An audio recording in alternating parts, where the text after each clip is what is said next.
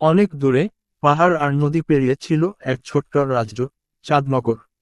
এই রাজ্যের রাজা ছিলেন সুধাংশু। তার ছিল একমাত্র কন্যা, রাজকন্যা চাঁদনী।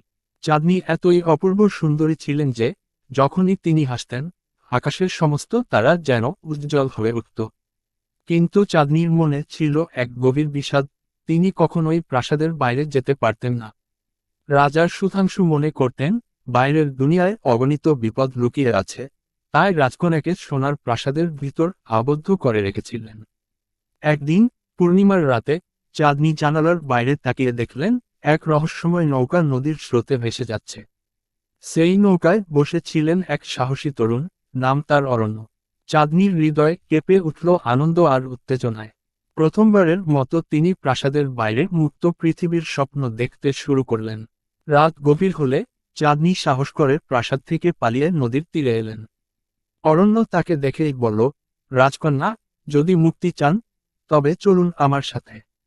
আমি আপনাকে এমন দেশে নিয়ে যাব, যেখানে কেবল স্বাধীনতা আর আনন্দ। চাঁদনী কিছু না ভেবেই অরণ্যের হাত ধরলেন। তারা দুজনের নৌকায় চেপে রওনা দিলেন অজানা ভবিষ্যতের পথে।